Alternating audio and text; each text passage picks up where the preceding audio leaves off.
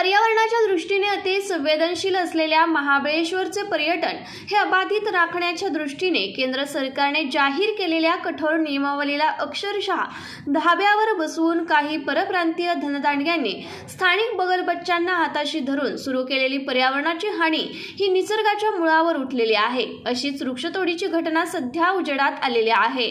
महाबळेश्वर शहरानजीक मौजे नाकिंदा हद्दीमध्ये सर्वे क्रमांक 22/6 मधील चेरी रैना कौर यांच्या मालकीच्या फ्लॅटमध्ये जवळपास 35 ते 40 नैसर्गिक झाडांची झालेली कत्तल ही स्थानिक महसूल प्रशासनाच्या वेळीच लक्षात का आली नाही हा प्रश्न अद्यापही अनुत्तरित आहे। शेवटी काही निसर्गप्रेमींनी वारंवार केलेल्या तक्रारीवरून व अखेर त्यांनी पंचनाम्याचा सोपस्कार पार पाडला खरा, परंतु हा पंचनामा कायमचा लाल फितीमध्ये अडकून राहणार नाही ना हा प्रश्न देखील अद्याप अनुत्तरितच आहे।